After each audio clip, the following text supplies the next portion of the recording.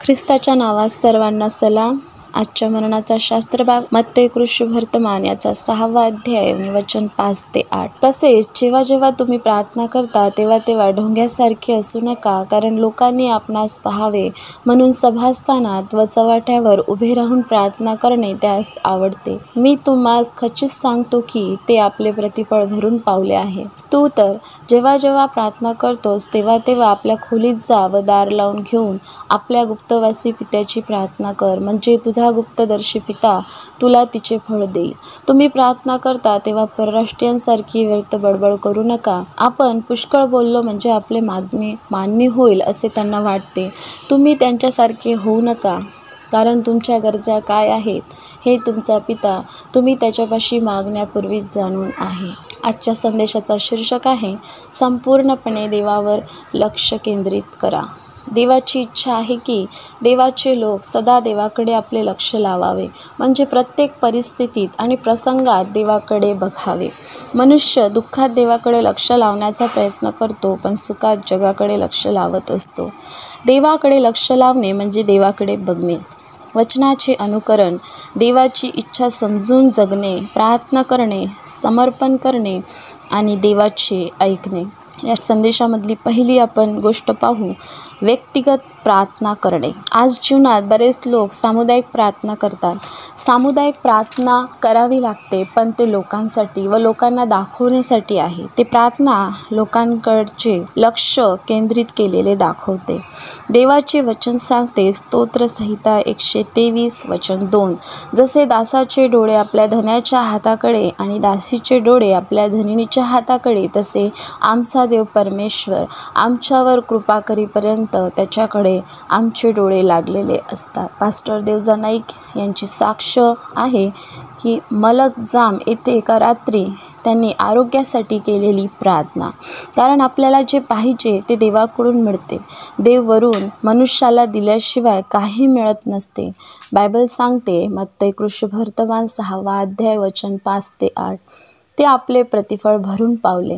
काय प्रतिफळ? जे देवाकडे न पाहता मनुष्याकडे पाहतो त्याला त्यांचे प्रतिफळ निराशा आहे, कारण दिखाव्यासाठी केलेली प्रार्थना शेवटी निष्फळ ठरते. दुसरी गोष्ट आपण पाहू, वैयक्तिक वचन वाचणे आणि मनन करणे. तिमोथेला पहिले पत्र 4 अध्याय वचन 13, मी येईपर्यंत वाचन, बोध, शिक्षण याकडे लक्ष ठेव. स्तोत्रसंहिता 1 वचन 1 ते 2, धन्य ते लोक देवाचे वचन रात्रंदिवस मनन करतात. देवाचे वचन आमचे लक्ष देवाकडे केंद्रित कसे करावे हे शिकवते. देवाचे वचन आम्ही समर्पित जीवन कसे जगावे हे शिकवते. वचन प्रत्येक दिवशी देव किती चांगला आहे त्याचे कार्य हे आम्हाला नमुना दाखल नजरेसमोर दाखवतो. पास्टर देवजा नाईक यांची एक साक्ष आहे की मी वैयक्तिक अनुभव बायबल वाचण्याद्वारे घेतला, असे ते लिहितात. शालोम येथे असताना 1 जानेवारी 2005 मध्ये योहान 2:2 यावर परमेश्वराचा त्यांनी वैयक्तिक अनुभव घेतलेला आहे. आणि तिसरी गोष्ट आपण पाहू, वैयक्तिक प्रभू येशूच्या जीवनाचे अनुकरण करणे. प्रभू येशू आपल्या पित्याबरोबर कसे वैयक्तिक संबंध ठेवला आणि क्षणाक्षणाला आपल्या पित्याकडे लक्ष केंद्रित करून विजयी झाला, त्या गोष्टीकडे आम्ही लक्ष लावून सेवा करणे, जीवन जगणे आवश्यक आहे. कलसीकरास पत्र 3 अध्याय वचन 1 ते 2, आम्हाला वरील जीवनाकडे लक्ष द्यावे लागेल. देवाकडे लक्ष लावून जीवन जगण्याद्वारे सर्व काही प्राप्त होते आणि शेवटी अनंतकालिक जीवन प्राप्त होते. देवा या वचनाच्या द्वारे तुम्हाला आणि मला आशीर्वादित करू. प्रार्थना करू आपण.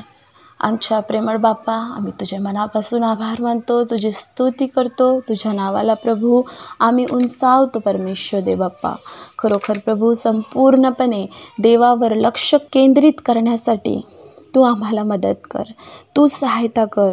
आणि खरोखर देवाकडे लक्ष लावणे म्हणजे देवाकडे बघणे, देवाच्या वचनाचे अनुकरण करणे, देवाची इच्छा समजून घेणे आणि त्याला समर्पण करणे, देवाचं ऐकणे, ह्या सर्व गोष्टी करण्यासाठी तुझ्या प्रिय लेकरांना तू मदत कर. येशूच्या नावात प्रार्थना केली म्हणून तू ऐक पित्या. आमेन.